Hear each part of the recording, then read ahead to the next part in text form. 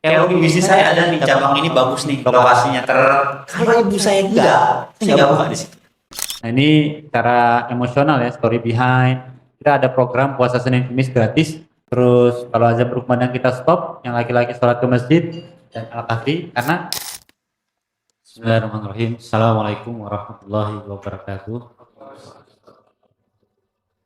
Alhamdulillah wassalatu wassalamu ala rasulillah ma'bad. Alhamdulillahirabbil alamin. Puji syukur bagi Allah Subhanahu wa taala. Berkat dan rahmat dan hidayahnya kita masih diberi waktu luang untuk berkumpul yang insya Allah bermanfaat dan diridai oleh Allah Subhanahu wa taala.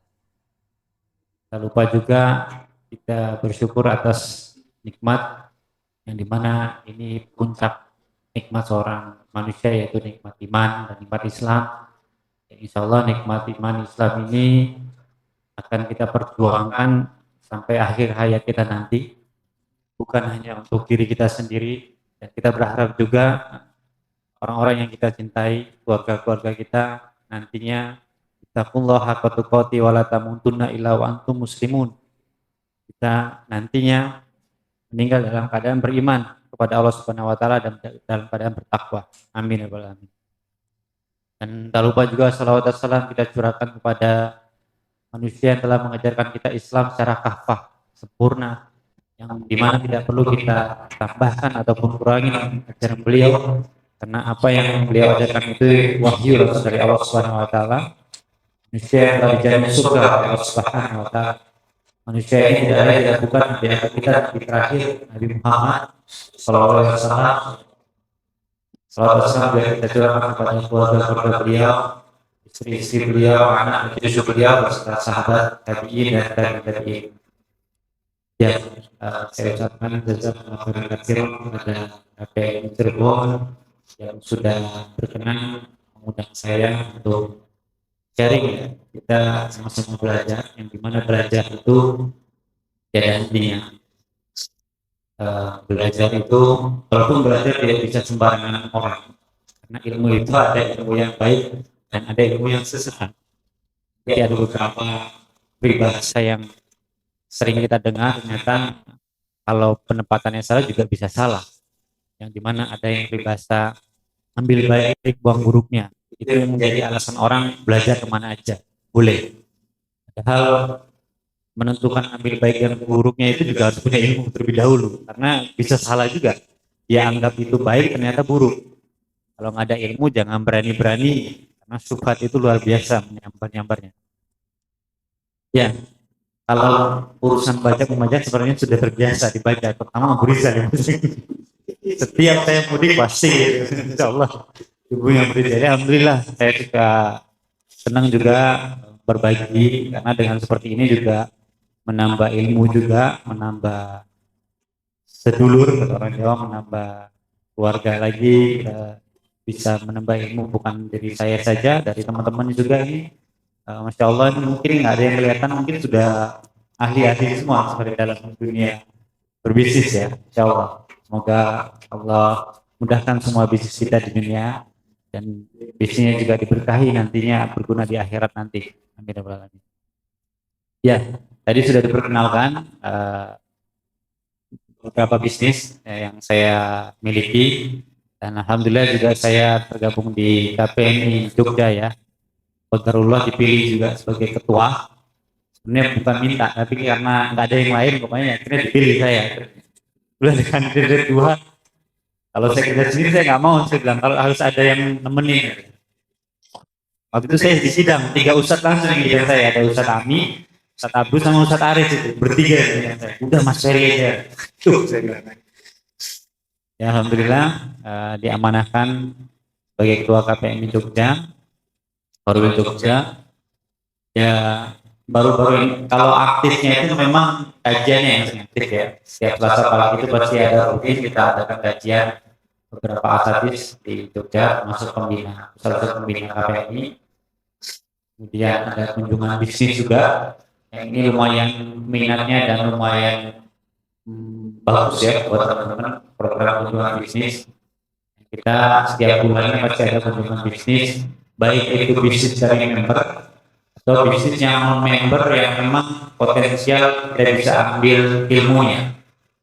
Insya Allah bulan Syawal ini kita mengunjungi ke One Stick, ya. Jadi kita ke tempat produksinya, tempat manajemennya, program yang bagus.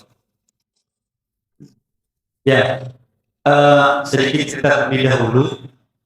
Kenapa saya berwirausaha? Apa penyebab saya berwirausaha? Dan segala sesuatu itu banyak sekali hikmah yang saya alami ketika saya mendapat ujian. Kan ketika orang mendapat ujian itu bersyukur harus. Dengan ujian itu kita akan jadi lebih kuat. Karena kalau mendapat ujian mungkin saya sekarang ini. Dulu saya orang yang manja, anak yang manja terhadap orang tua, terhadap ayah saya. Dan qadarullah ayah saya dipanggil oleh Allah Subhanahu wa taala, rahmatullah. Itu saat saya SMA kelas 3. SMA kelas 2 naik ke kelas 3. Nah, dimulai titik itulah membuat saya mandiri di Allah. Yang tadinya manja, apa-apa minta dengan orang tua, alhamdulillah punya tekad bagaimana caranya sesegera mungkin tidak membebankan kepada ibu saya. Ibu saya pada saat itu single parent, anaknya itu pada kuliah, sekolah, biaya sendiri, dan ibu rumah tangga. Ibu rumah tangga, bayi anaknya 4, saya 4 saudara. Itu saya dituntut untuk mandiri di awal, untuk mencari uang sendiri. Dan alhamdulillah bisa. Saya alhamdulillah, karena waktu itu saya singkat saja ceritanya. Alhamdulillah saya bisa kuliah dengan biaya sendiri, yaitu usaha yang saya mulai dari mahasiswa. Dan sudah bisa lumayan memberi orang tua juga. Saat itu cara saya itu online. Online ini belum kayak sekarang ini. PJ apa itu belum ada zaman saya kuliah. Dulu online saya itu yang ada cuma khusus orang jual beli. Ada yang tahu? Nah, itu. Dulu saya jual dari situ. Orang jual beli, saya jual baju, dan nonton TV, saya jual B2B. Kebanyakan konsumen itu justru B2B. Walaupun B2C juga ada. Yang B2C kalau ini karena ke kampus-kampus saya. Kalau kuliah jam 10, saya berangkat jam 7. Tapi kayak dapat tidur sebenarnya. Saya penuh. Buku kuliah cuma 1, karena saya sudah baca semuanya. Saya gedein satu, saya gedein teman-teman kuliah. Memang repotnya kalau jualan sama teman-teman kuliah itu bayarnya itu cash. Bayar itu nyicil mentah. Jujur juga. Tapi alhamdulillah mulai dapat lumayan itu ya karena online kalau udah beli saya kirim ke Palembang, kirim ke Jakarta, Kalimantan. Pernah saya perlu untuk penjualan kaos ya, itu sampai 3.000 pieces per bulan. 30.000 pieces per bulan. Itu saya jualan kaos itu. Untungnya tipis, satu kaos untungnya cuma berapa ribu? Naik ke 5.000. Tapi dikali dia repeat order dikali. Alhamdulillah lulus kuliah saya tahun 2011 dan memutuskan untuk karena ada basic tadi sudah mulai wirausaha. Akhirnya saya mencoba untuk wirausaha lagi setelah lulus. Tapi langkah pertama yang saya lakukan ketika saya lulus kuliah, dan ini mungkin yang harus kita lakukan juga ya, sampai sekarang pun masih saya lakukan. Setiap kita ingin melakukan segala sesuatu, sekecil apapun, mintalah doa restu orang tua. Ini sangat penting dan saya mengalami sendiri dahsyatnya ketika saya minta segala sesuatu dengan restu orang tua. Saya minta ibu saya, izinkan saya untuk berwirausaha dengan kerja. Benar ditolak. Kebanyakan ibu saya boleh saya dagang, jualan dari wirausaha. Harus bekerja. Kalau bisa antaranya apa jadi apa? Sebenarnya gini, Pada saat itu saya hanya bisa diam, tidak banyak. Saya hanya berpositif thinking. Ibu saya ini mindsetnya belum berubah.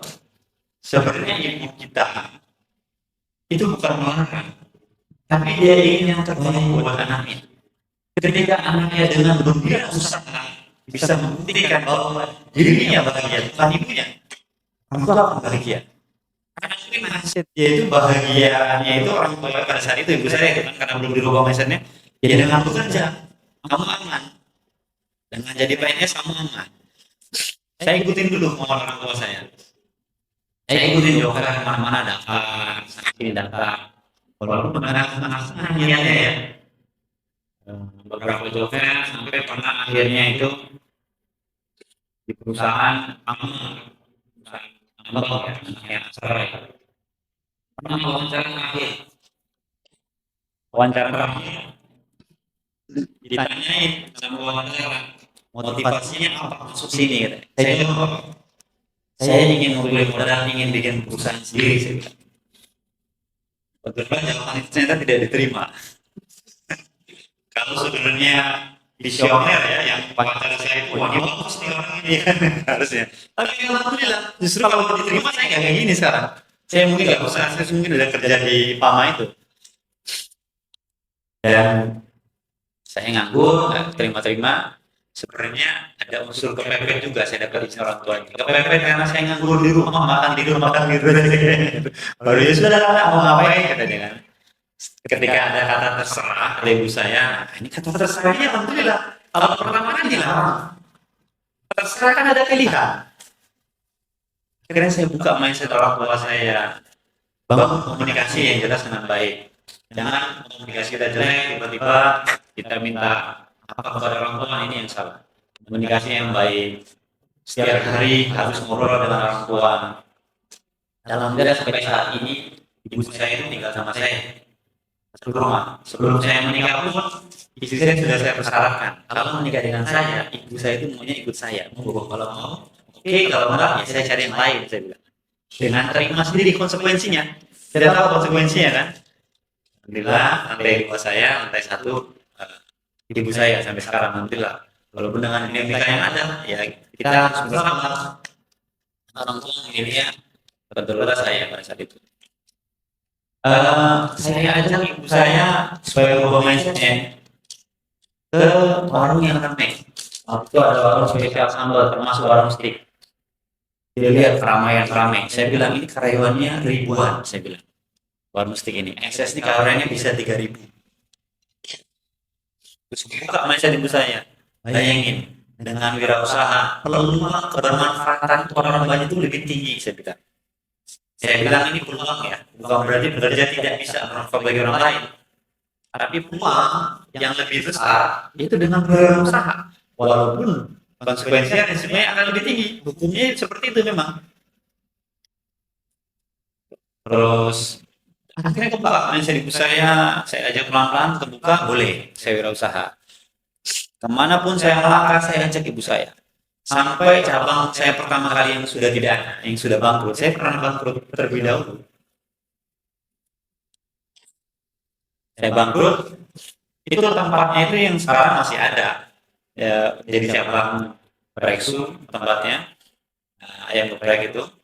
Tempatnya tidak ada tulisan di kontrakan, tapi sangat strategis. Setiap orang lewat di kampus itu terlihat tempat itu di pojokan, tanah ya, tidak ada bangunannya. Saya beranikan sendiri. Ini tips juga nih teman-teman kalau mau nyari tempat, jangan nunggu ada tulisan di kontrakan. Kalau sekiranya ada yang bagus kosong ya enggak, tanya. Siapa tahu ada yang bagus di tempatnya di sini. Tanya tukang parkir sekitar. Bahkan yang lebih ekstrim, terkadang itu ada warung yang agak sepi, kita samperin itu. Sebenarnya tempatnya bagus nih, eman-eman nih saya bilang kan. Makan di sana, dengan bahasa yang baik. Apa tidak potensial di sini? Suatu saat kalau memang mau di take over kita bisa hubungi kami yang bilang gitu. Kami seperti itu juga. Nah memang nyari tempat yang potensial tidak gampang. Dan ketika saya meminta sewa tempat itu saya ajak ibu saya. Ketemulah mengelola tanah itu. Dan alhamdulillah saya diizinkan. Sebelum itu dia bilang, Mas, 7 orang mau nyewa tempat ini saya tolak. Dan ini fakta. Gak tahu kenapa dengan jenengan ini saya kasih gitu dia. Ya mungkin tadi karena saya ngajak ibu saya. Ada ibu saya di samping saya ada. Bahkan dijanjikan pada saat itu yang punya rumah tangga itu nanti listriknya gratis, airnya gratis. Janji aja sebenarnya Mas. Jadi tetap ujungnya bahaya saya akhirnya. Dan itu singkat cerita dahsyatnya orang tua. Jadi setiap saya buka cabang Pak, teori bisnis saya ada nih cabang ini bagus nih lokasinya kalau ibu saya enggak, saya nggak buka di situ. Tapi sudah saya jelaskan, ini lokasinya seperti ini nih, saya mau buka di sini. Sampai sekarang, boleh kan? Boleh, saya buka. Lalu ibu saya bilang, enggak, orang kita udah selesai. Ya, saya nggak buka di situ. Itu prinsip saya. Jadi meminta doa restu orang tua. Ya, singkat cerita, usaha saya itu bangkrut 1,5 tahun karena yang saya lakukan yaitu langsung action tapi tanpa berilmu. Padahal penting sekali melakukan segala sesuatu, baik itu berbisnis dan kita belajar agama pun tetap belajar agama itu utamanya ilmu dulu, baru beramal, baru action. Kalau asal beramal tanpa ilmu ya salah, belum tentu amalan diterima. Begitu pun dengan bisnis, asal action aja tapi nggak ada ilmunya. Banyak orang yang gagal, dia hanya action, tapi tanpa action. Ada juga orang yang gagal, berilmu terus tapi nggak ada eksekusinya. Banyak juga orang kayak gini. Ahli workshop, dia kemana-mana, tapi prakteknya nol. Udah tahu tuh azab berkemudian harus ke masjid, dia tahu ilmunya, udah ngaji kemana-mana, jadi praktek. Ini juga salah, kegagalan juga di situ. Jadi nggak cukup dengan berilmu saja. Yang benar ada sedikit ilmu langsung praktekkan. Berilmu, beramal. Ada ilmu bisnis yang kita tahu caranya, ya eksekusi. Dan banyak orang gagal lagi nih. Dia hanya batas itu aja. Dia sudah merasa berilmu, dia sudah merasa eksekusi, tapi nggak ada informasi. Hasil dari eksekusinya apa udah benar belum? Ilmu yang dia punya itu emang udah paling benar apa belum? Atau masih bisa salah, referensi kita belum banyak. Misalnya soal agama, misalnya udah pasang paling benar nih, yang lain salah semua nih gerakannya misalnya. Apalagi masalah khilafiyah ya. Wah, apalagi yang baru-baru gitu ya. Wah, langsung perang gue ini. Gue langsung. Kayaknya tetap harus ada evaluasi. Jangan pas dengan ilmu yang sudah dimiliki. Berilmu, beramal, evaluasi, balik lagi. Hasil evaluasi itu dan kita mendapatkan ilmu yang benar, kita eksekusi lagi. Kebanyakan orang mengadakan sebuah acara, itu kan pasti ada evaluasi biasanya, event. Nah, kesalahan evaluasi itu harusnya digunakan ketika ingin mengadakan event berikutnya. Jangan dilupakan. Kebanyakan itu dilupakan. Jatuh lagi kesalahan yang sama. Ini sistem organisasi yang nggak salah. Kalau yang saya itu dia sistem organisasi benar. Ilmu, sama evaluasi balik lagi terus sampai menemukan yang terbaik sampai selesai di dunia. Itu yang saya lakukan. Nah, saya bangkrut. Akhirnya sisa saya waktu itu tinggal 6 bulan. Saya muhasabah diri. Apa yang salah pada diri saya ini? Perasaan saya sudah sedekah yang banyak. Ini yang salah saya ini. Ternyata ada di niat. Perbaiki yang pertama saya perbaiki itu ilmu saya, niat saya berwirausaha tadi sudah disampaikan oleh Ustaz Arif dan saya mengalami sendiri pengalaman pribadi. Dia ilmu berbisnis juga saya perbaiki. Kan saya berilmu terlebih dahulu, tahu bagaimana mengatur keuangan, bagaimana forecasting bisnis itu yang bagus, misalkan keuangan, nggak asal-asalan, menghitung HPP yang baik. Dulu jual aja, nggak tahu tuh. Untungnya berapa nggak tahu. Banyak kita masih seperti itu ya, nggak jual ya.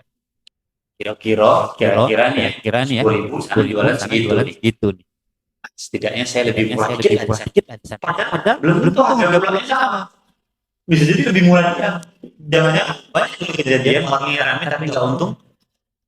Oke, kalau mau lihat perusahaan saya itu bukan lihat rame aja, lihat di laporan keuangannya, sistem keuangan akuntannya gimana. Nah, itu baru Jadi kalau mau bekerja sama, ini tips bagi investor ya. Jangan hanya lihat warungnya rame. Karena yang kita kejar itu bukan omset, tapi net profit, keuntungan bersih. Ada orang-orang tapi gak ada untungnya, rugi banyak.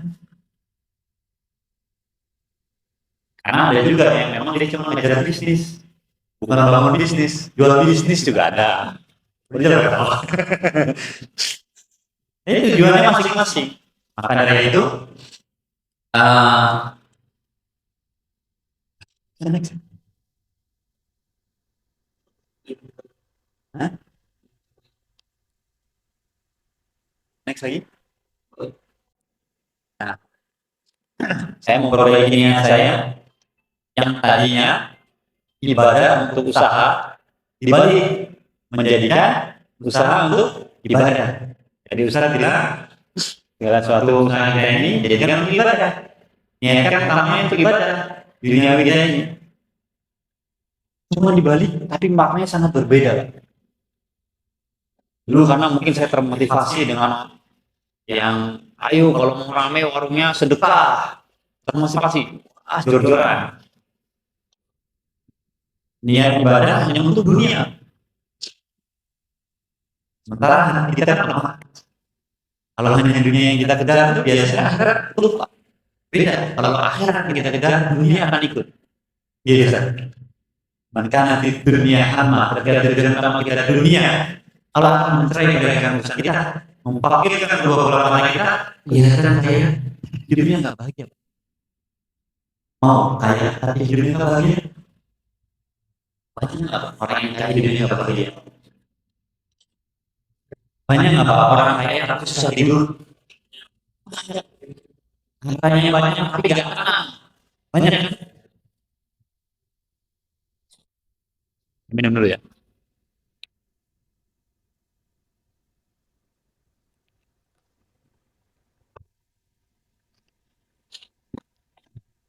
Tapi kalau tujuan kita akhirat, maka Allah akan membuat kaya di dalam hatinya. Saya dan niatnya hanya untuk dunia. Nanti malam tak tahajud, biar warung saya rame. Sudah begitu, walaupun memang niat yang baik itu walaupun tidak terlaksanakan sudah dihitung satu pahala. Itu saya rubah. Kemudian langkah berikutnya menentukan visi misi wirausaha. Tadi berarti usaha saya yang berikutnya akan saya jadikan ladang ibadah, ladang dakwah. Wah, saya di sana, saya terapkan syariat Islam, aturan-aturan di perusahaan saya. Jangan takut Pak, di tempat saya aturannya tidak boleh merokok. Ketahuan rokok dikeluarin. Sholat yang laki-laki harus 5 waktu di masjid. Ketahuan tidak sholat di masjid dikeluarin. Dan itu berulang kali terjadi. Dan tantangannya memang berat, nggak gampang nyari orang-orang yang seperti itu. Saya alami sendiri, nyari SDM tidak gampang. Apalagi nyari SDM yang tidak merokok, sekarang itu sulit memang. Dan itulah tantangannya. Kita terapkan syariat di sana. Walaupun ada yang bilang, wah itu HAM itu. Apa bedanya saya bilang aturan kamu harus pakai seragam? Itu aturan perusahaan kok. Walaupun memang kalau di dunia hukum itu tidak boleh memang Pak. Undang-undang melanggar itu tidak boleh. Yang boleh kata-katanya tidak boleh merokok di area lingkungan kerja. Udah itu yang boleh. Kalau melarang mereka merokok, tidak boleh. Malah kita bisa digugat. Itu kejadian di warung steak. Luar biasa Pak tantangannya itu kita kan. Dan kita sediakan kajian setiap pekannya. Kita dan kami tidak menerima karyawan yang harus bisa baca Quran. Yang mau belajar baca Quran karena kami sediakan gurunya untuk mereka belajar. Nah tadi niatnya sudah ditentukan menjadikan usaha ini sebagai ibadah. Dan sebelum melangkah jauh ke niat wirausaha, tujuannya apa? Niat dulu, kita harus tahu dulu di dunia ini kita tujuannya untuk apa sih? Itu dulu yang saya pelajari. Ngapain? Allah menciptakan kita itu untuk apa? Allah menciptakan manusia dan jin dan manusia untuk tidak beribadah kepada Allah Subhanahu wa taala. Berarti bukan hanya usaha kita untuk ibadah. Seluruh aktivitas kita dari kita terbangun sampai kita tidur lagi, niatkan semua karena Allah Subhanahu wa taala. Niatkan semua. Karena ini penting. Ini akan merubah mindset. Karena kebanyakan pertanyaan itu orang takut memulai usaha karena takut gagal. Ya kan, sering terjadi kan? Tapi kalau mindsetnya sudah kita berubah, bahwa segala sesuatu niatnya karena ibadah pada Allah Subhanahu wa taala, nggak ada lagi Pak kamu gagal dalam kita. Karena mindset sudah berubah. Mungkin nggak Pak? Usaha kita sampai yang ke 100 ganti-ganti, sampai akhir hayat kita gagal. Nggak berhasil semua. Mungkin nggak? Sangat mungkin. Ada orang mungkin nggak belajar, cuma langsung buka, langsung rame Pak. Kalau bahasa Jawa tuh dilalah. Qadarullah sebenarnya kan. Sudah kehendak Allah itu kan. Ada. Nah, dengan kita niatkan semua, bisa jadi 100 kegagalan kita di dunia, dengan kita niatkan seluruh 100 itu niat karena ibadah kepada Allah SWT, gagal di dunia belum tentu gagal di akhirat. Bisa jadi dengan 100 anak perusahaan dia berhasil di dunia ini dan tidak diniatkan untuk beribadah, belum tentu Pak berhasil di akhirat. Hanya berhasil di dunia. Itu kalau kita bonus mengejar akhirat itu dunia akan ikut dengan sendirinya. Kalau niatnya ibadah. Maka kalau udah niat ibadah nggak ada takut lagi, walaupun tetap kita belajar. Penting tadi dengan ilmu. Karena belum tentu Pak. Ini semua materi saya ini akan saya ajarkan. Dan di ruangan ini mungkin bisa dapat modal yang lebih besar, tempat strategi, dan hasilnya bisa sama. Belum tentu. Manusia tidak bisa menentukan hasil 1 rupiah pun. Tidak bisa. Kita hanya bisa berikhtiar.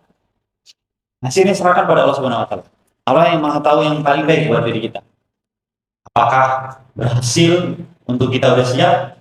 Karena keberhasilan itu juga perlu disiapkan. Menurut saya. Iman dan takwa kita itu perlu jauh ditingkatkan, dipersiapkan terlebih dahulu sebelum meminta sesuatu yang besar. Saya minta pengen naik jabatan, saya yang kerja. Pengen punya 100 cabang. Karena cobaan ujiannya berbeda. Kehilangan uang 1.000 rupiah dengan kehilangan uang 10 miliar. Gimana rasanya? Ya kan?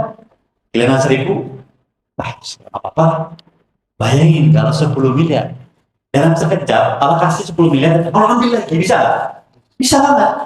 Bayangin itu kalau iman dan takwa kita nggak dipersiapkan. Apa yang terjadi? Stres, gila. Bahkan orang yang nggak beriman, dia bisa bunuh diri. Banyak kasus terjadi.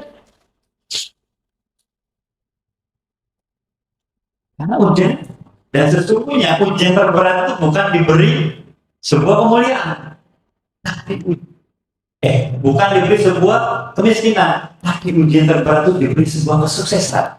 Karena dia nggak sadar kalau itu ujian. Banyak orang nggak sadar, dia merasa dimuliakan. Yang surat Al-Fajr nih, Ustaz. Orang merasa dimuliakan, dikasih kekayaan, dikasih keberkahan oleh Allah itu manusia dimuliakan.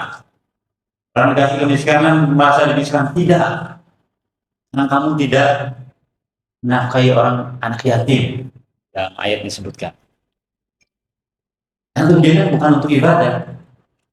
Ujian terberat kita itu ya kalau dikasih suksesan, karena kadang kita lalai. Beda ketika kita dikasih ujian bangkrut Pak.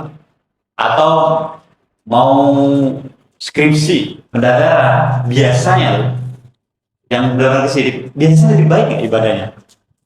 Oh besok mau pendadaran nih, dia tahu besok mau diuji. Apa yang dilakukan?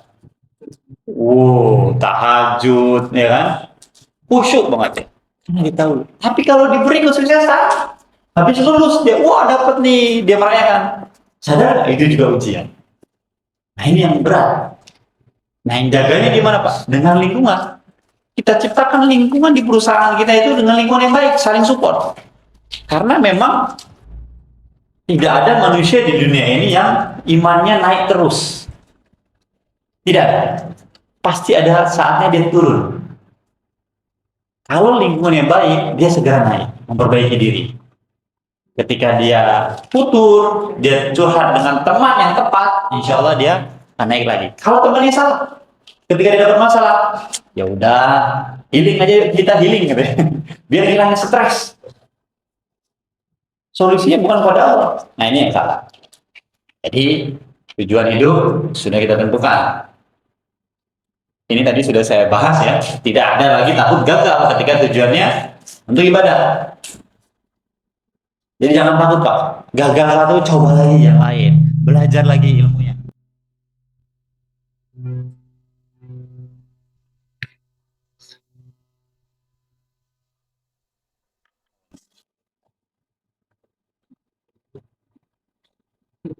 Nah, cocok di sini, ya coba lagi. Mungkin ilmu tetap tapi ikhtiar ya. Belajar ilmunya.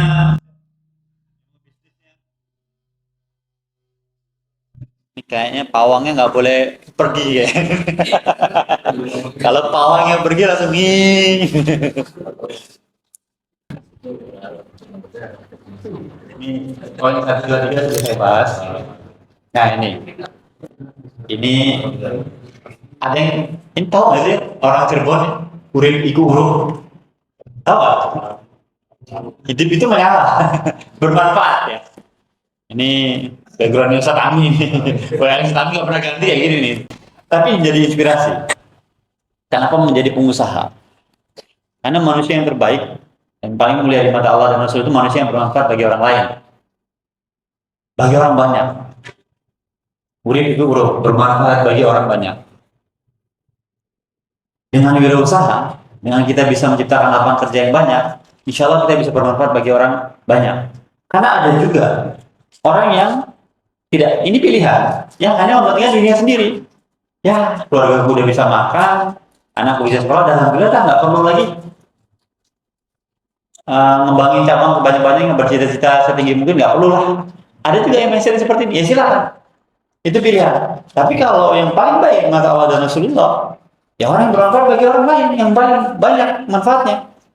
Dengan kita berniat, bercita-cita, perusahaan kita besar, cabangnya banyak, karyawan ribuan, dengan niat karena Allah, bisa manfaat lebih banyak. Ini juga pilihan, silahkan, tinggal pilih, mau pilih yang mana. Jadi bercita-citalah setinggi mungkin, nggak apa-apa. Tapi niat cita-citanya karena Allah. Karena nggak ada salahnya. Tadi niat yang baik itu udah ditunggu satu pahala. Walaupun tidak terlaksanakan nantinya, kita nggak tahu kan tercapai itu tidak niat kita itu.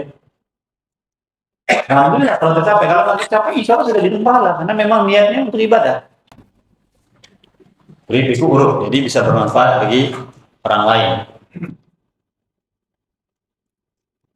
Nah itu sedikit mungkin teman-teman sebenarnya yang saya sampaikan sudah hatam semua ya, apa nih yang saya sampaikan itu udah ngotak aslinya. Yang ditunggu-tunggu teknisnya Mas, gimana sih sebenarnya? Insya Allah. Ya, jadi sedikit contoh sebenarnya kita berusaha tuh dicontoh oleh sahabat Abdurrahman bin Auf ya. Hijrah dari Mekah ke Madinah tidak membawa apapun, hanya membawa baju yang dipakai, ditawarkan istri. Ya kan? Nggak mau. Beda dengan Abu Rizal. Tawaran istri, nggak pakai lama mikirnya. Nih dia makan. Tawarkan harta, nggak mau. Beliau hanya minta tunjukkan pasar. Nah, menurut saya, beliau itu punya kemauan yang tinggi untuk sukses. Punya kemauan yang tinggi untuk berhasil. Niatnya kan apa? Untuk berjuang di dakwah hartanya. Biasanya orang yang punya kemauan itu nggak punya tujuan, bingung. Kalau punya tujuan, pasti dia punya kemauan yang kuat. Kenapa saya harus sukses? Karena ternyata skill, ilmu saja tidak cukup Pak, tanpa kemauan dan tujuan. Ada teman saya kuliah, memang ada orang-orang yang dikasih bakat tuh pinter Pak ya. Kasih pelajaran sedikit langsung nangkep. Kan ada kan orang-orang yang seperti itu kan. Tapi dia malas.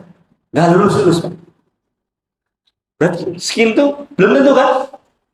Kalau nggak ada kemauan, Mungkin dia nggak ada tujuan. Ngapain saya lulus cepet-cepet? Orang tua saya nggak nyuruh misalkan gitu. Harus punya kemauan dan tujuan. Tidak cukup dengan skill. Visi misinya harus ditentukan. Kalau udah ada visi misi, pasti ada kemauan yang kuat untuk saya berhasil, untuk bermanfaat bagi orang banyak. Sampai Abdurrahman bin Auf ini modalnya nol. Abdurrahman bin Auf ini nol, tanpa modal bisa ternyata. Bahasa sekarang itu mungkin dulu jadi makelar dulu, Abdurrahman menjual barang orang dapat komisi. Sampai beliau punya lapak sendiri dan menguasai pasar. Ini contoh spirit ya. Ini saya sudah sampaikan, berilmu dulu, baru beramal, kemudian belajar ilmu ke orang yang tepat. Mungkin ini kalau di sini nggak perlu saya bahas ya. Ini udah pada tahu semua, kita belajar itu harus dengan guru yang tepat. Baik itu guru bisnis, baik itu guru agama, apalagi guru agama, nggak sebarang orang. Yang tadi kata-kata ambil baik, buang buruknya. Ini jadi andalan banget nih. Saya tanya ke orang tuh, kamu kenapa ngaji kemana-mana? Ya nggak apa-apa kan. Yang penting saya ambil baik, buruknya saya buang. Saya tanya, kamu udah punya ilmu bisa membedakan baik dan buruk? Itu harus ada ilmunya juga. Jangan sampai salah dia ternyata membedakan baik dan buruk. Syaratnya itu dulu. Dan sebenarnya bukan hanya sekedar ambil baik dan buruk.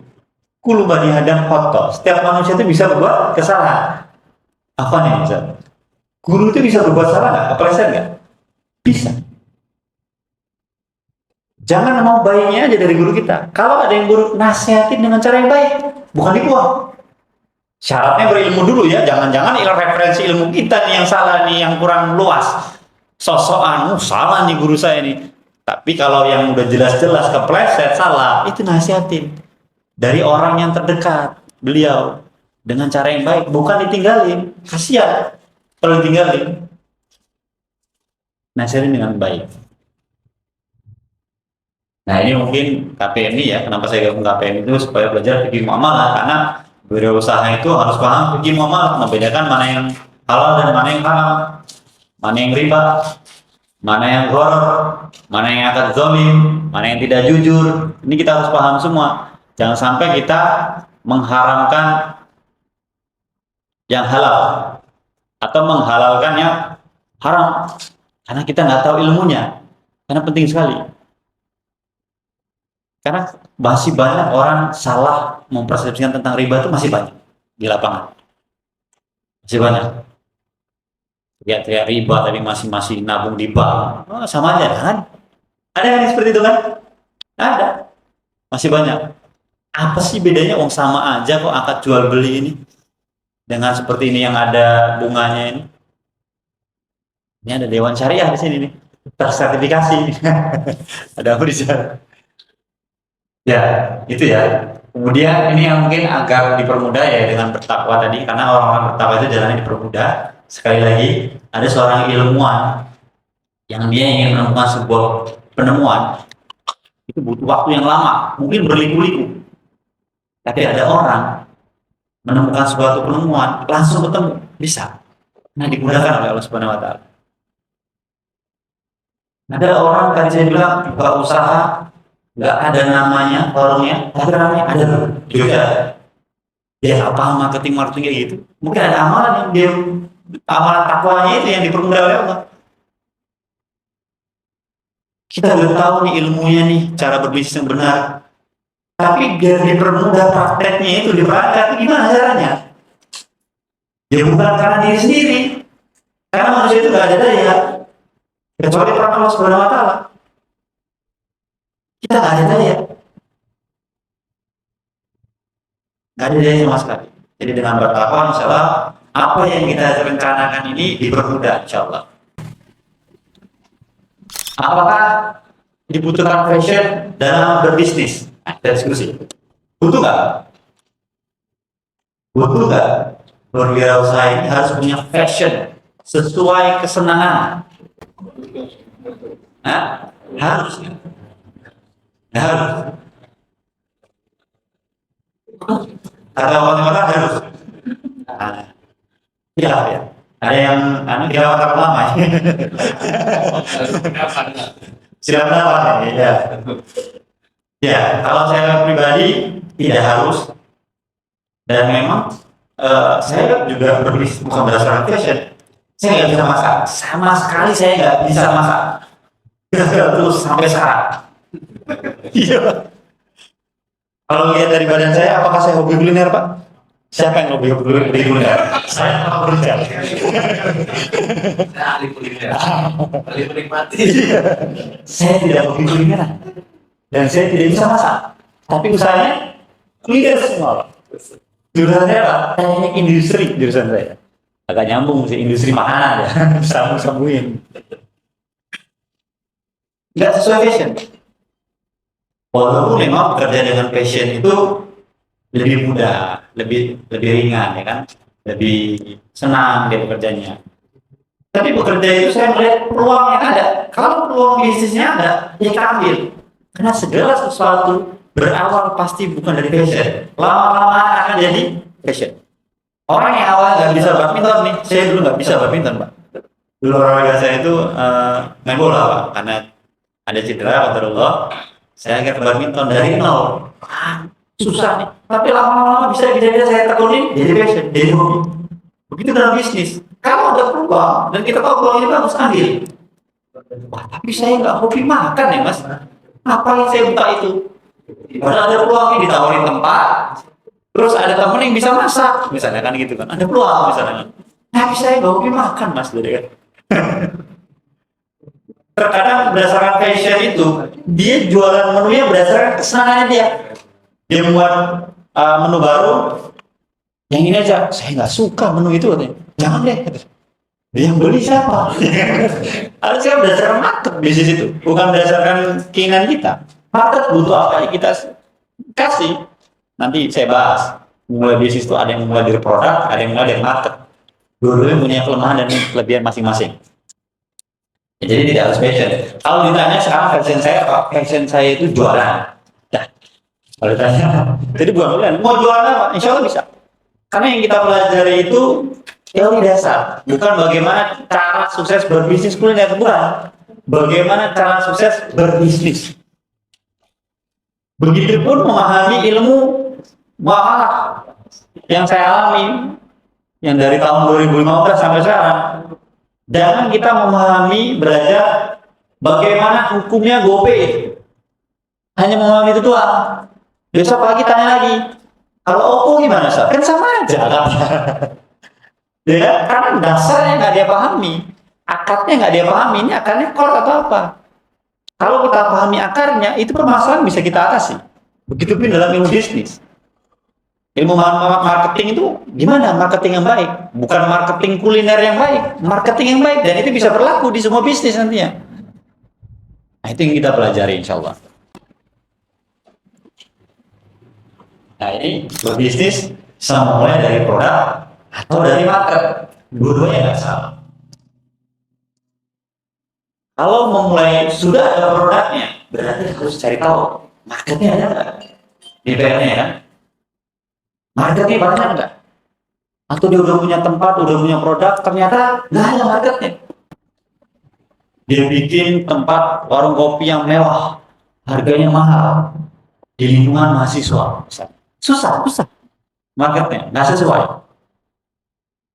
Tapi kalau orang memulai dari produk, apalagi suatu produk yang baru ya, kelebihannya itu dia akan jadi pionir biasanya. Cuma memang susahnya itu perlu edukasi ya, pengenalan. Apakah produk kita itu suka nggak orang? Perlu edukasi.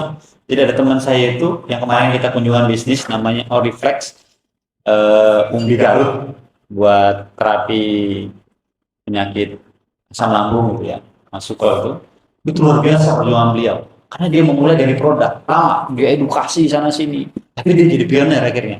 Itu kelebihannya. Butuh effort memang, butuh modal yang besar, butuh kesabaran ketika memulai dari produk. Nggak salah. Beda kalau kita mulai dari market. Dan ada kelemahannya juga sebenarnya dari market ini. Kalau kita mulai dari market, biasanya kalau mulai dari market itu red ocean. Pesaingnya udah banyak banget. Udah berdarah-darah. Walaupun masih banyak peluang, tetap ada. Tetap bisa kita nyemplung di red ocean. Kalau dari produk tuh biasanya udah blue ocean ya, jadi pionir. Nah, kalau dari market, caranya itu segmenting, targeting, positioning. Dari marketnya kita segmentasikan. Saya ibarat tuh kalau mancing ya, kita tuh mau mancing di kolam mana? Mau di laut, mau di empang, di tempat pemancingan, atau di mana? Tentukan dulu segmentasinya. Saya mau mancing di kolam A. Udah, kemudian targeting. Kolam ini isinya ikannya apa aja? Data ya. Oh, ada ikan lele, ada ikan nila. Mana yang paling banyak? Saya mau ngincar yang paling banyak. Oh, di sini banyaknya ikan nila. Saya akan mancing ikan nila, targeting. Nilainya. Kemudian positioning. Nila itu paling suka pakannya apa? Oh, nila itu paling suka biasanya ini. Dia udah mancing, Pak. Dapat nilai. Gampang kan? Teorinya gampang. Prakteknya susah. Gampang ya kalau dia ngomong lihat kan gampang. Tentukan targetnya misalnya di Preksu ya. Segmentasinya menengah ke bawah, area mahasiswa. Area kampus, kota-kota yang banyak kampus, anak muda, dan targetnya mahasiswa. Ya, positioningnya itu saya gunakan positioning. Ketika saya mahasiswa itu saya butuh apa ya? Pertama kali saya cari itu yang murah, murah dan banyak. Kalau murah sedikit, saya dari bulan katanya murah banyak. Terus saya misalkan karena survei itu kuliner yang pertama di Indonesia ini yang ada itu saja. Karena makanan itu ada yang enak, nanti ada yang enak, belum kan? Setiap hari kan bisa beli dan tidak. Tapi kalau setiap hari makan sambal, setiap hari bisa saya makan oke kalau sambal dengan yang mau tidak karena saya bertahan itu ada unsur pedas beda lagi. Kayaknya kita sebenarnya Fresh itu salah satu yang mempopulerkan ayam geprek pertama kali, walaupun bukan yang pionir. Itu pionirnya ada namanya burung kaki lima, tapi belum di konsep sistem. Kami lihat kami sistem, tapi bukan kampus utama antara UGM dan UPJ. Mulai terkenal di mana-mana. Jadi kita mempopulerkannya dengan keunikan ayam geprek dulu ada kejunya. Itu pionirnya yang dikasih keju. Kita inovasi lagi, ada kita ayam geprek bakar, bagian dari juga yang kita lakukan produksi.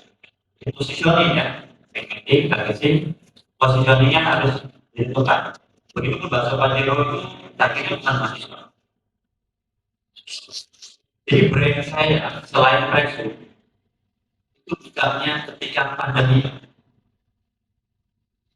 Sebelum ada pandemi ya Preksu ini itu lagi mana dari pengujian. Setelah ada pengujian pandemi, kita ada ini saya dari pandemi bisa lama. Soalnya orang-orang yang diuji pandemi. Sebulan, saya bayarkan gaji karyawan 2 bulan, nggak selesai. Jangan-jangan habis semua nanti kalau nggak selesai. Misalkan bangun komunikasi dengan baik, tim kita, insya Allah ya, semua karyawan saya diskusi. Intinya apa? Tim kita semakin solid. Yang mungkin dulu gak usah diperhatikan kalau udah banyak tahu Preksu udah jalan, udah rapi. Kalau sekarang gimana nih caranya nih supaya bisa bertahan? Minimal bertahan. Itu untuk tambahan tim yang solid. Alhamdulillah pandemi tahun pertama orang banyak mengeluarkan karyawan. Justru mereka menjadi karyawan 3 kali lipat. Omset kami bisa turun, tapi mengeluarkan 3. Dulu mungkin kami nggak pernah itu hanya bisa omset tadi. Ya itu net profitnya, nggak dijaga gaji OGS-nya. Dengan ada lebih akhirnya lebih ketat. Ya gaji OGS-nya. Harus supaya yang baik, harga yang baik. Waktu lebih kerja. Saya bilang ini memang lebih kerja. Ini benar kerja berat kan. Dulu tidak kerja kayak gitu. udah nyata ya, orangnya jalan-jalan terus juga ya. Kamu udah hasilnya gede, oh gede. Ternyata setelah kita musik, hasilnya juga bisa lebih gede lagi sebenarnya. Dan kita mau perbaiki sistem keuangan, pilar-pilar bisnisnya kita perbaiki. Jadi kalau pandemi, berulang price turun juga karena marketnya hilang. Jadi kami sudah melakukan strategi yang tetap nggak naik kalau misalnya. Karena marketnya hilang, kami kembali mahasiswa. 70% mahasiswa di Jogja itu keluar kota. Keluar pulau. Abang saya di Malang, alhamdulillah nggak terlalu turun jauh. Lumayan, itu yang nolong personal kita. Mungkin di Malang itu Jawa Timuran. Maksudnya, nggak banyak. Nah, Jogja Pak, itu seluruh Indonesia. Pulang semua. Pulang semua. Yang nggak ada marketnya gimana? Mau kita kasih diskon 90%, kok nggak ada pembelinya? Sedikit sekali. Gimana caranya? Tapi ada apa saja? Ini jelas. Gimana? Kita break dulu atau yang belum masalah? Kita break dulu ya. Atau sudah saja? Break dulu nanti kalau kita sedikit. Recording stopped.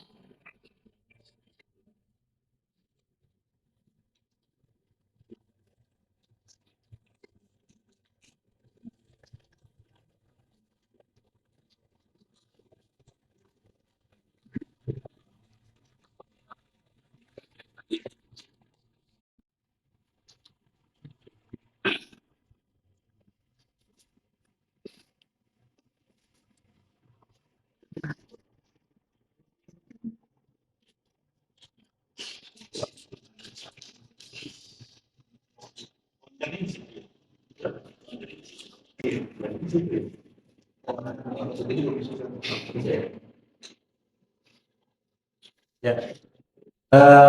Ini langkah-langkah yang perlu diperhatikan ketika membuka bisnis. Pertama memang perlu yang melakukan riset by data ya.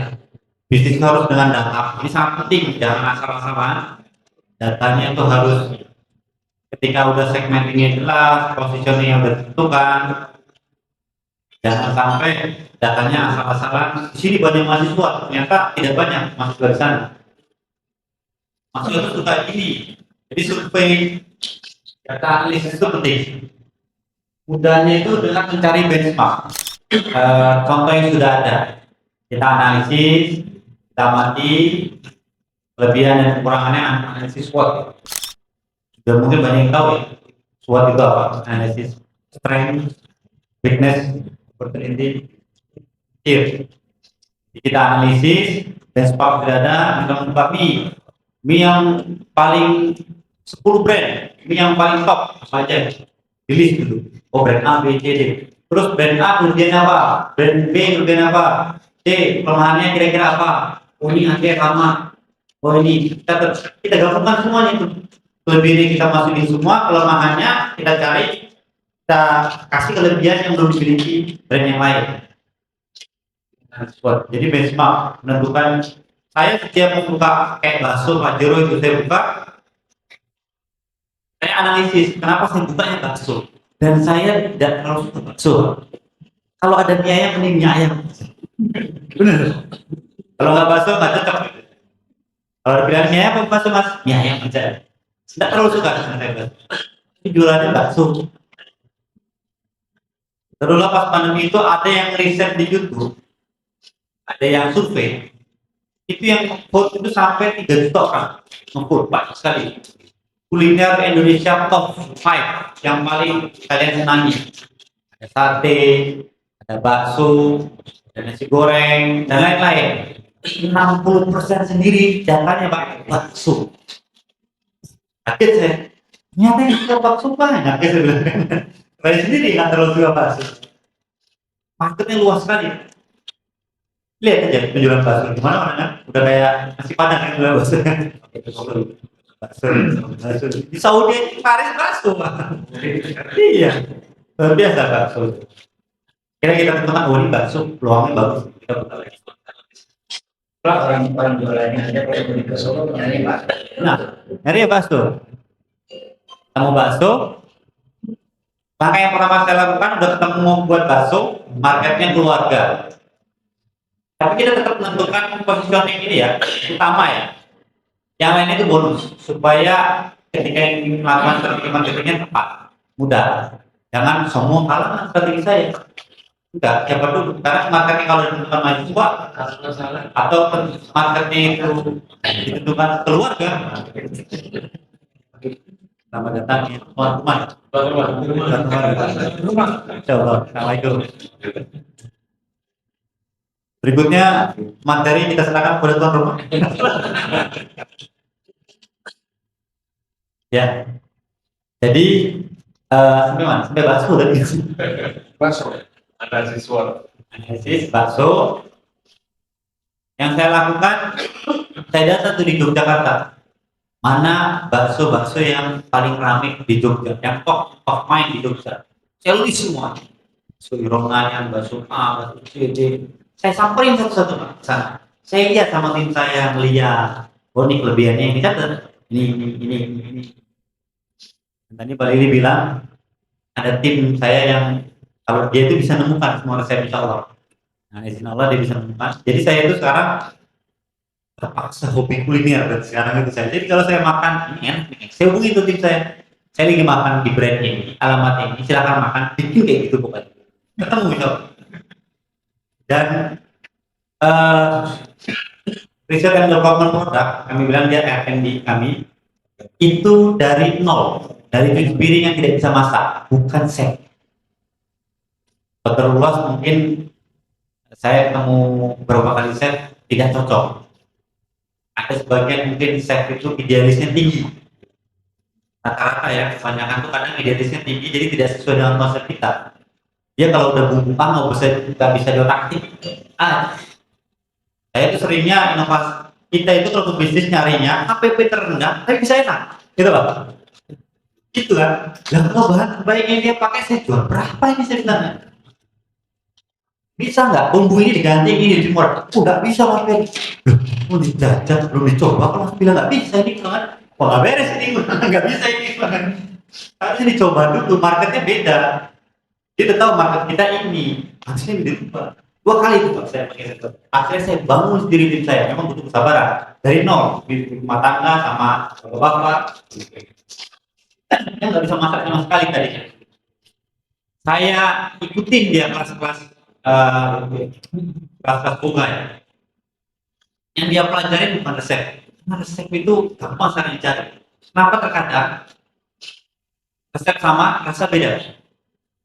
Karena tekniknya nggak dipelajari. Teknik itu kunci.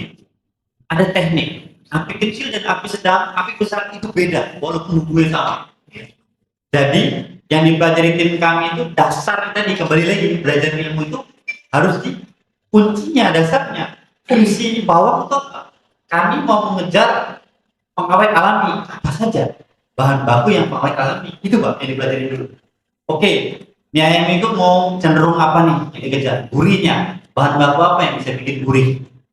Sudah ditentukan baru ditentukan resepnya dan komposisinya. Itu yang biasa kita lakukan. Tapi alhamdulillah dipermudah oleh Allah Subhanahu wa taala, rata-rata resep yang kami dapat itu dari pedagang. Nanya pedagang. Kayak bakso. Dari riset hampir 10-15 juta. Saya buat riset doang. Enggak ketemu, benar-benar tim saya belum ketemu itu. Saya kumpulin ke tim saya kan. Belum ketemu. Nah, biasanya kamu udah baru Pak, bukan integritasnya geprek aja. Apa masalahnya? Udah sini kumpul. Awalnya ke yang pedagang bakso tadi bahkan yang 10 doang nggak ketemu. Karena kadang ada yang ngasih, ada yang enggak. Akhirnya saya bilang, kamu ke tukang penggilingan bakso yang ada di seluruh Jogja dan sekitar. Dia lebih paham tentang bakso. Ya juga ya, katanya benar. Ketemunya di situ. Orang-orang yang bikin bakso belum punya penggiling itu gilingnya di situ. Dia tahu bagaimana cara bikin bakso enak. Bukan hanya resep, tapi kamu lihat bagaimana daging yang bagus buat bikin bakso. Bagian ini, paha sebelah kanan, jangan lagi bawah. Dagingnya yang merah, Pak. Nah, Jadi harus yang fresh. Bisa jadi, tapi kalau fresh itu lebih bagus. Jadi semua tekniknya dipelajari. Akhirnya alhamdulillah ketemu bakso yang sesuai market yang kita tentukan. Itu analisisnya. Amati, tiru, modifikasi. Jangan terlalu ATP, amati, tiru, plok. Nggak ada modifikasi sama sekali itu. Nah ini ya terlaluan. Di sesuatu hal yang baru itu bukan apa, inovasi kreatif itu bukan harus yang benar-benar baru. Yang sudah ada kita inovasi sedikit jadi kreatif. Karena yang baru itu belum tentu orang suka. Sate kulit badan, siapa yang makan? Tapi belum pernah ada loh mas ini kan. Bukan laris, belum tentu orang mau kan. Semua itu rata-rata yang brand yang gede itu sudah ada. Warung stick dulu sudah ada stick. Cuman dimaksud dengan versi mahasiswa dulu. Zaman dulu mahasiswa SMA bisa makan stick dulu. Sekarang dia udah berubah marketnya. Berawal pun dari market bawah dulu rata-rata brand yang besar. Warung XS Special Sambal itu ternyata dengan ditambah modifikasi aneka sambal, sambalnya lebih banyak. Itu pun bakso Pajero sudah banyak bakso. Dengan kita positioningnya kuliner bakso terlekat di Jogja. Mana itemnya banyak banget. Ada bakso bakar, Bruja yang sering sana ada. Nanti kita bahas tentang wow produk, ada bakso sum-sum. Itu cuma buat daya tarik. Padahal yang paling laris bakso apa? Yang biasa, yang standar. Zaman sekarang memang butuh konten. Walaupun yang laris nanti yang standar aja kan, kasih bakso kan paling laris penjualannya. Minuman pun yang paling laris apa sih Pak? Teh. Betul nggak? Dulu ada mahasiswa datang ke saya punya produk bagus buat kelas. Sebuah minuman kesehatan supaya orang tuh sehat semua. Panjang lebar dan jelas gini. Sulit saya bilang ini ulangan ini terlalu idealis saya bilang kayak gini. Dah jualan ST aja. Tapi Pak sebelum ST itu bertebaran, yang ST Solo di mana-mana kita harus kesurut ya. Jualan aja ST, masa ST bener? Kamu variatif aja ST yang positif. Itu udah saya pernah saya suruh. Bener booming sekarang ST. Itu yang paling laris. Di seluruh rumah makan tanya penjualan minum tertinggi apa Pak? Ngerti kan? Apalagi di Sunda.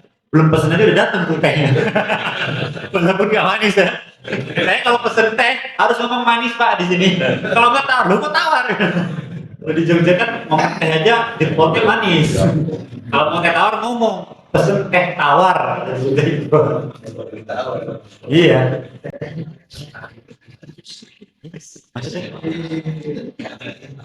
Nah ini tadi dengan benchmark sudah saya bahas. Analisis SWOT, ini contoh brand positioning yang berbeda. Yang sebelah kiri itu dia udah senior, belum ada, dia sudah pionir.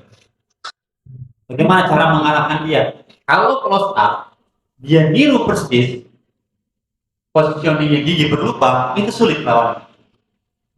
Tapi positioningnya apa? Nafas segar. Kira-kira nafas segar ini bisa buat gigi berlubang juga nggak sebenarnya? Bisa.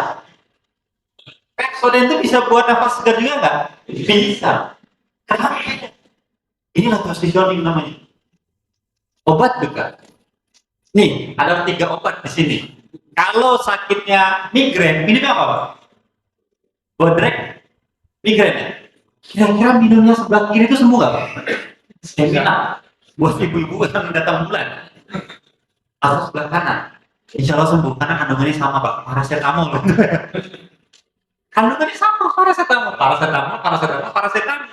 Ini brand positioning.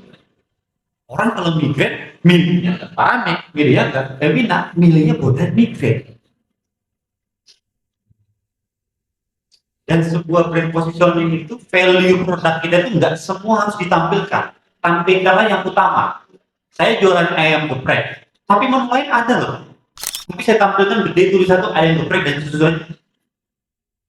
Ada menu lainnya, ada cumi, ada jamu, erotis dan lain-lain. Warung steak and shake, spesial sambal, ayam penyet Surabaya, jualan bebek apa?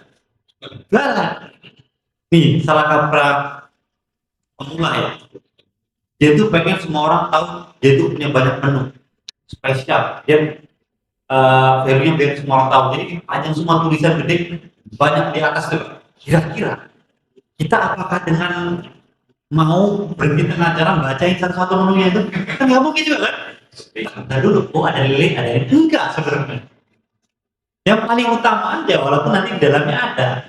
Jadi tidak bisa disampaikan semua value itu yang paling utama. Nanti akan angkat. Ya positioningnya aja disampaikan. Utamanya. Apa yang utama? Ini ya, masuk ya. Yang disampaikan ini. Juga brand Ambon. Kalau saya namain Ambon posisinya good morning, setiap pagi itu dia meleknya Ambon saya bergizi untuk anak ya Ambon good morning. Ini positioningnya untuk sarapan pagi. Bisa nggak digunain sebenarnya buat makan siang? Bisa. Ya kan? Tapi diperkuat, di branding, ini spesialis sarapan sehat anak. Spesial. Ini produk belum ada Pak. Baru dalam anak saya boleh dipakai. Benar. Saya punya pikiran Ambon karena anak saya kalau sekolah itu pakai Ambon sarapan bekalnya sama Pak. Saya pesan. Produknya belum bikin kok. Bisa bikin kita nanti. Dia belum ada. Ditambah positioningnya memang dia spesialis khusus sarapan anak, teman sarapan anak sehat dan bergizi. Apa nih?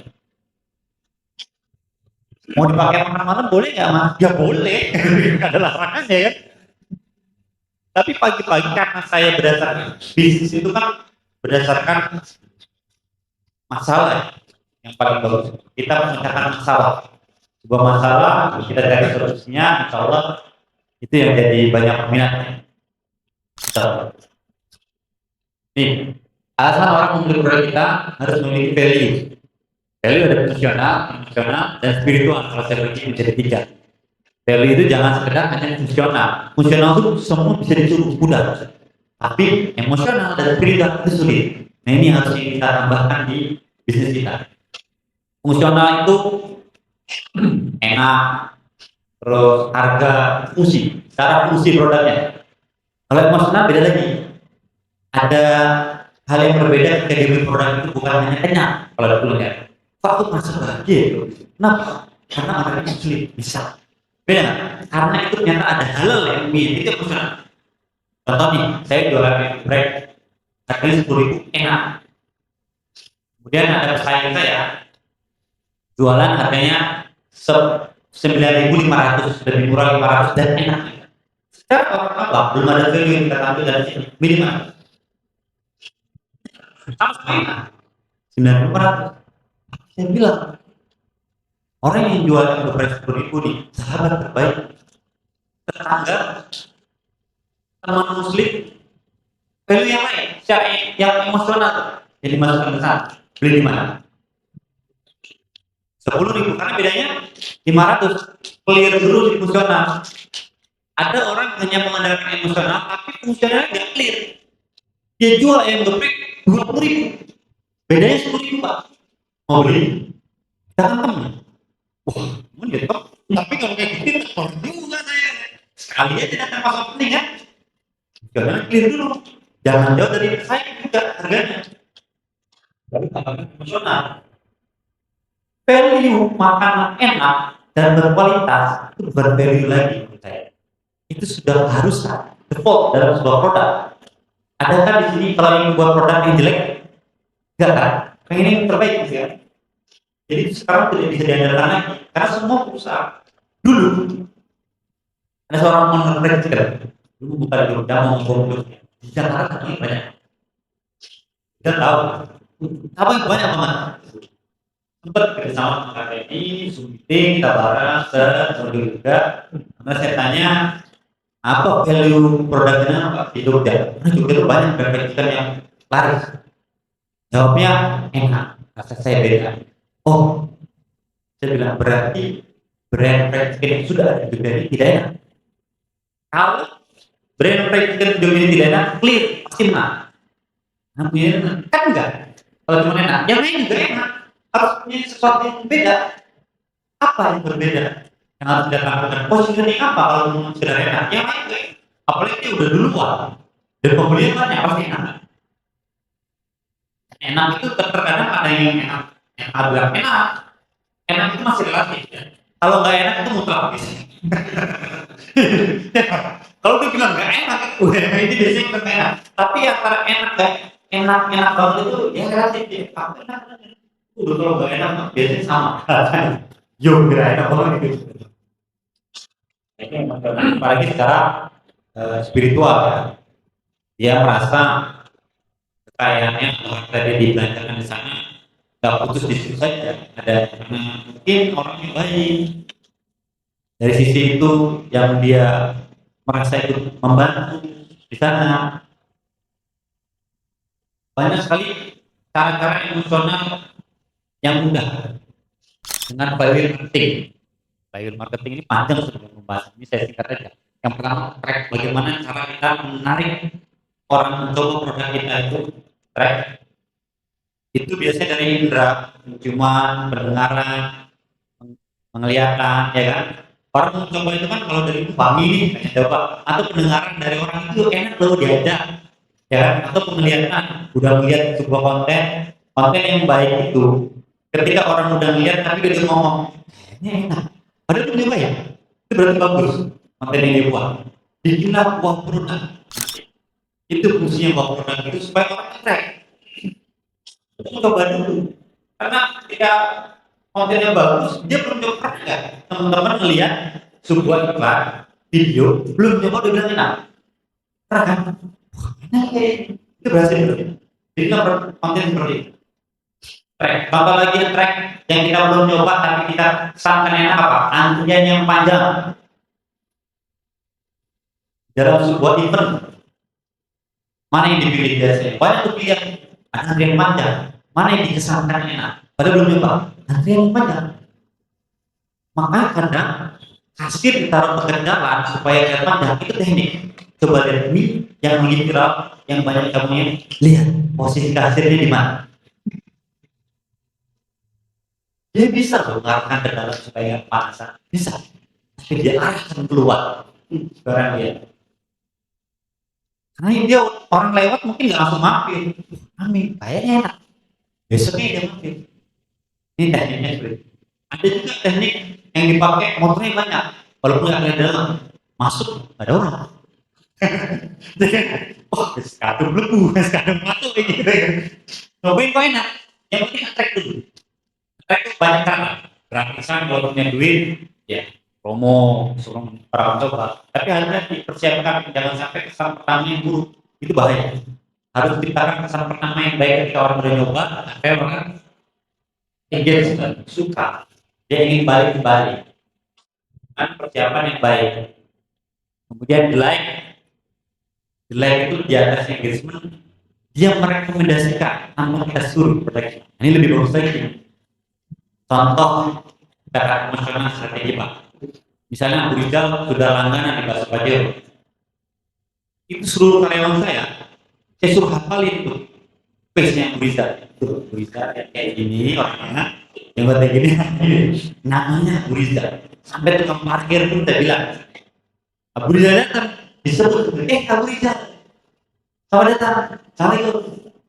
Sampai bayar, sampai dia mau pesen bakso dibilangin sama yang waiter atau pesennya yang kayak biasanya Pak, pesenannya gimana perasaan? Tanpa modal tuh, gimana perasaan? Karena emosional. Jangan senang, kenapa? Senang saya di sana, itu kayak keluarga saya di sana. Apalagi aku bisa datang bareng teman-teman. Loh, kok penawakan aku bisa? Iya, dong.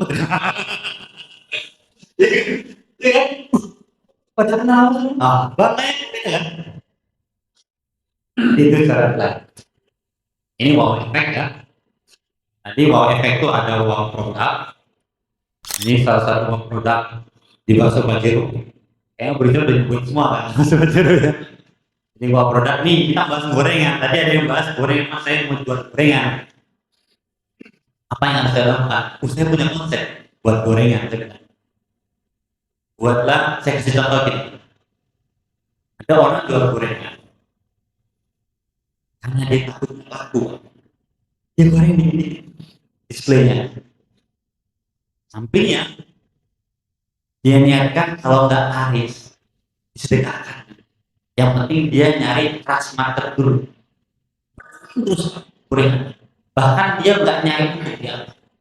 Syukur-syukur BEP aja dulu. Dia nyari branding. Nah, di sini lihat nih, di sini gorengan sedikit-sedikit, tampilan di sini penuh. Pilih mana? Ya penuh. Padahal ini karena dikit-dikit takut-takut lama-lama nggak ada yang beli, tutup. Yang ini nggak apa-apa. Yang penting dia jual, dia promo, biar orang tahu dulu tapi puas, konsisten kan ya, dipenuhi itu.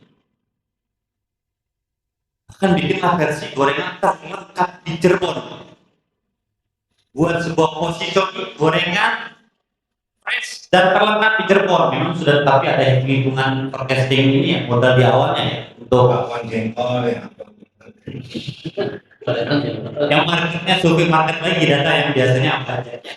Walaupun terkadang itu satu produk ini lakunya cuma 2, tetap ada itu terus. Apa? Sampai nanti orang udah apa ya, forecasting penjualannya tinggi itu nanti dengan sendiri. Ini ada cara sebenarnya untuk mendapatkan supplier yang murah. Kita datang ke pasar, beli pisang satu sisir berapa dan 10.000 mas. Kalau setiap hari saya ngambilnya 30 sisir bro. Oh murah itu mas, 3.000. Saya janji insya Allah 30 sisir kan. Ambil terus. Dapat lebih murah dibanding itu, kita bisa jual lebih murah. Betul nggak? Dan bisnis memang butuh keberanian. Betul, butuh keberanian berjuang di awal. Jangan langsung pengen untung gede. Di awal bangun dulu, percaya, kontras. Nanti buktikan ya besok gorengannya harus penuh terus gitu ya. Apalagi jangan sedikit-sedikit. Gorengan kalau sudah top main gorengan kalau Cirebon insya Allah itu jadi destinasi orang. Kalau mau gorengan apa nama gorengan? Gorengan keluarga. Gorengan keluarga. Gorengan Keluarga. keluarga. Jadi gratis. Gorengan keluarga sehat. Gorengan penuh dalapan. Oh, GPL gorengan pendalaman terlengkap di Cirebon. Ini mah Sama bulan depan itu kalau orang punya acara hajatan, di sana aja Pak, bisa stoknya. Bisa. Nah, itu rencana saya mau bikin Jogja memang seperti itu. Gorengan.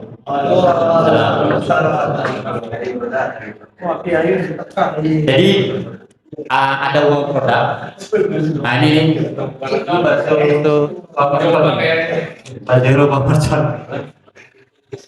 Pajero itu artinya pakai jeroan. Biar lebih nggak asing dengan orang aja Pajero. Ada Pajero. Pakai jeroan karena ada jeroannya, ada babat isu. Kayaknya lengkap. Bukan panas tempe jero ya. Ah, itu juga bisa. Karena double jero ya iso. So Pajero. Nah, ini adalah Yaya Berlaku Mojo, posisinya besar, SWDBK, 3 yang tumbuh. Yang paling ini sebenarnya semuanya biasa bahasnya. Ini cuma buat track aja, daya tarik.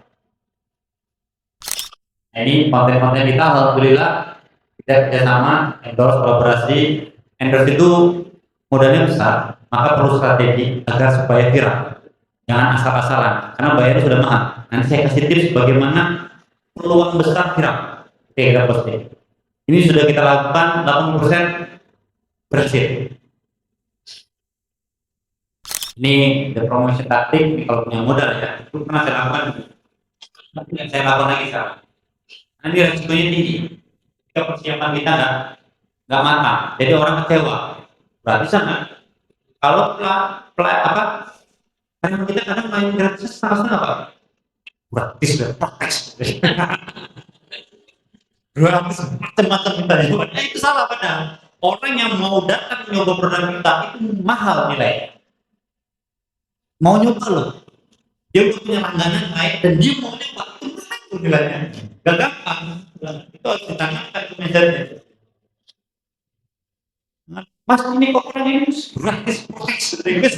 Baik.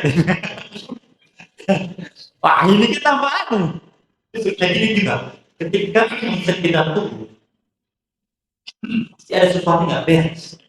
Karena dan sering dilakukan kita itu promosi. Kalau turun ini salah total. Jangan lakukan promosi terlebih dahulu. Karena pasti ada yang salah antara di produk atau di pelayanan. Perbaiki itu. Karena langsung promosi sama aja bunuh diri. Ngajak orang untuk tahu kejelekan produk kita, semakin banyak yang tahu. Karena pun diperbaiki itu. Sabar dulu aja, perbaiki dulu. Oh, ternyata nggak stabil produk saya. Oh, pelayanannya perbaiki, selesai baru promo nggak apa-apa. Tapi orang harus datang ke sana, ini sudah berubah. Sulit ya, rebranding brand itu sulit dibanding membangun brand baru itu lebih gampang. Tapi merubah perspektif orang terhadap produk kita yang sudah jelek, yang merubah jadi lebih baik sulit. Orang kalau udah nggak senang ya sama orang itu susah banget berubah. Aku udah berubah loh, wah itu udah benci aja. Dengar namanya udah benci, padahal udah berubah. Itu biasa. Nah itu hati-hati, integritas itu penting. Jadi menjalin kerjasama itu jaga integritas. Jangan sampai orang kalau udah kecewa itu bahaya. Ini packaging, tampilan menarik, apalagi kalau untuk oleh-oleh, utama itu di packaging kalau oleh-oleh. Yang menarik, yang tujuan matanya itu terlihat, best price, jadi ada namanya, apa namanya, ada harga, sebenarnya itu harga penunjang saja, biar kesannya murah. Padahal kita nggak ngambil untung dari situ. Dari produk lain, apa namanya? Produk generator. Itu penting kadang. Memang kita sediakan satu produk, nggak untung nggak apa-apa. Buat daya tarik aja. Nah itu kita punya. Padahal ada produk yang lain. Kayak mie itu Pak. Kesannya kan anak muda murah ya. Mie yang sekarang yang banyak itu. Coba cek harga minuman. Mahal Pak, harga minuman. Tapi terkadang orang nggak terlalu melek dengan harga minuman. Jadi tidak boleh bawa makanan dan minuman dari luar. Es teh 5.000, 6.000. Mahal itu. Walaupun memang mie-nya murah dia. Jadi ada murah itu bukan berarti harus murah banget, tapi bikin kesan yang murah. Ada loh, bikin kesan yang murah. Kita bikin produk kita kesannya murah, padahal nggak terlalu murah. Sebenarnya ada teknik pencantuman menu juga ada tuh. Mana yang paling di atas, mana itu tuh ada sendiri dengan pembahasannya. Panjang kalau dibahas. Udah lewat juga nih waktu kita nih. Nah ini cara emosional ya, story behind. Kita ada program puasa Senin Kamis gratis. Terus kalau azan berkumandang kita stop, yang laki-laki sholat ke masjid dan al-kahfi. Karena kenapa kita bikin program seperti ini? Karena sesungguhnya manusia yang paling bermanfaat tadi bagi orang lain, dan manfaat paling besar bukan materi itu, menuntun orang ke jalan hidayah itu yang paling besar. Bukan memberi ya, menuntun. Jangan ini kita tuntun dia ke jalan hidayah. Ini finance-nya ada pilar yang harus kita pahami. Pebisnis itu harus paham finansial, SDM, personal, dan marketing. Marketing terakhir, pertama itu financial. Percuma semuanya berhasil tapi nggak untung. Ya. Nah ini financial, terus marketing online. Ini terakhir mungkin, terakhir ya. Ini nggak apa-apa Ustaz, sebentar. Ini supaya konten viral. Ini yang kami lakukan dan berhasil untuk saat ini ya. Pertama bikin konten yang menarik dulu, memang jelas. Jangan bohongi diri. Ketika sebelum upload tonton dulu sendiri hasil video yang mau diupload. Menurut kita bagus nggak? Kita sendiri pengen nggak makan itu? Kalau enggak tapi diupload itu jangan, itu salah juga. Ini udah menarik nih. Kalau sudah menarik baru diupload. Kemudian tekniknya, alhamdulillah kami memiliki 350 karyawan. Jadi ketika kami upload, itu pasti komennya udah 300 duluan. Kalau saya bilang ada buzzernya Pak, tim sukses ya, kata halusnya tim sukses. Dengan akun asli, bukan real. Supaya tidak kelihatan buzzer banget, cara yang pertama apa Pak? Ketika si food blogger nge-share, detik itu juga langsung segera di-share. Karena dia waktunya cepat. Membaca ini, peminat banyak apa enggak, itu cepat. Di platform ini kan. Jadi kita koordinasi, mau upload kapan? Upload langsung share, tolong karyawan ada grup sendiri khusus yang nagih itu suruh ngerjain ini. Ini kita upload iklan, tolong dilakukan syaratnya ini. Pertama tonton dulu sampai habis videonya. Wajib, jangan langsung asal love dan komen, like. Karena sering kejadian kadang iklannya Preksu, ngomongnya nasi goreng Pak dia. Berarti kan gak ditonton sama dia. Wah enak nasi goreng dari mana? Goreng ini iklannya Preksu. Gimana ini? Kelihatan buzzernya kan Pak? Gak sesuai konteks. Jadi wajib dia tonton itu video sampai selesai, benar, baru dia komen. Komennya nggak perlu dia ngomong enak, Pak. Pengen aja nggak apa-apa, biar nggak bohong. Atau ngajak teman, yuk kita ke sini. Kecuali dia memang udah nyoba, nggak apa-apa, dia bilang enak. Interaksi kan. Komennya udah paling banyak, Pak. Di antara postingan akun-akun food blogger itu, ketika ada yang komen 10, kita tuh 300 sendiri, penasaran nggak nontonnya? Oh ini 300 komennya. Dengan akun yang asli ya, di HP-nya masing-masing. Bukan akun bodong, buatan khusus itu, enggak. Makanya di kami itu, di Jogja ada perkumpulan buat bikin grup ini, kulinernya. Saling tolong-menolong. Orang Chinese itu Pak, kalau buka usaha, tolong-menolong luar biasa. Masa kita nggak bisa? Dia datangin terus, setiap buka itu awal-awal usaha temennya. Diramein. Kita harusnya bisa sama muslim, saling bantu. Terkadang kita like aja pelit kok.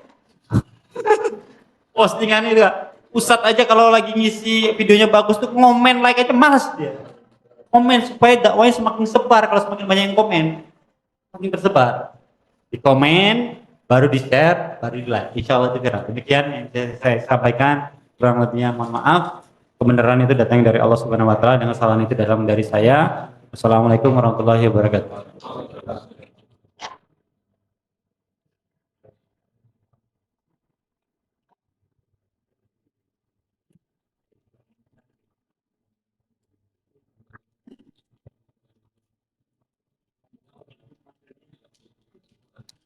Alhamdulillahirrahmanirrahim. Sharing kita dengan Mas Ferry sudah selesai. Sengaja ini waktunya sampai habis supaya penasaran. Dan insya Allah nanti kapan-kapan kita lanjutkan lagi. Tapi kita harus intip kapan dia ketemu mertuanya ke sini. Nah, ini tugasnya Ustadz Abu Rijal. Nanti intip kapan datangnya, kita bajak lagi. Kira-kira seperti itu. Iya. Kita bukan membajak, sebenarnya bukan membajak, apa istilahnya kan, memanfaatkan kesempatan dia ke sini. Itu aja, memanfaatkan kesempatan. Ini masih banyak yang perlu didiskusikan, ini belum kegali semua nih, tapi cukup menarik. Sengaja memang dibikin seperti itu sama beliau supaya nanti beliau datang lagi ke sini, insya Allah. Dan ini juga tugas KPMI berikutnya untuk cari apa namanya jenis usaha yang lain. Ini kan baru kuliner nih. Kuliner sebenarnya banyak karena syahwat lidah itu lebih besar. Syahwat lidah itu lebih besar. Makanya ini menarik gitu. Ini sebenarnya menarik. Ini belum semua ini. Iya. Iya. Ya, syahwat lidah ini besar. Walaupun rasa nikmat itu panjangnya cuma segini. Ya. Panjangnya segini. Dari atas juga segini, dari bawah juga segini. Panjangnya Jadi mudah-mudahan ini menarik. Dan tadi kata Pak Ustadz, bukan syahwat lidahnya aja kita penuhi, tapi ada tadi yang di bawah itu spiritualnya. Jadi bagaimana kalau kita makan juga kita berkah, bisnis juga kita jujur ya. Jadi istilahnya tadi itu ada apa namanya TBK, terus berbuat kebaikan. Kalau dalam manajemen mutu mah apa sih? Continuous improvement ya Pak Kir ya. Tadi juga dijelaskan PDCA, plan, do, check, action. Jadi kan evaluasinya aja. Kita di mutu tuh plannya tadi udah ada tuh. Kalau mau bisnis apa aja, mulai dari kita apa namanya menentukan benchmarkingnya, kemudian apa tadi ada lagi apa tuh? Kita menentukan apa yang akan apa nama produk apa yang akan kita apa nama jual. Kemudian juga banyak ada 4 kalau nggak salah, saya lupa lagi, yaitu plan, do, take, action. Jadi seperti itu. Mungkin itu yang kita apa namanya sharingkan pada malam ini. Insya Allah masih terus penasaran dan kita akan lanjut ke kegiatan-kegiatan lain. Sekali lagi kami atas nama KPMI Ayu Majak Kuning mengucapkan terima kasih yang sebesar-besarnya kepada Mas Ferry yang kami banggakan. Dan kami sampaikan mohon maaf yang sebesar-besarnya kepada para member, dan kita tutup dengan membaca hamdalah alhamdulillahirabbil alamin. Assalamualaikum warahmatullahi wabarakatuh. Dimohon kepada pengurus untuk tetap di sini, ada beberapa hal yang akan disampaikan oleh pejabat ketua KPMI Ayu Majak Kuning.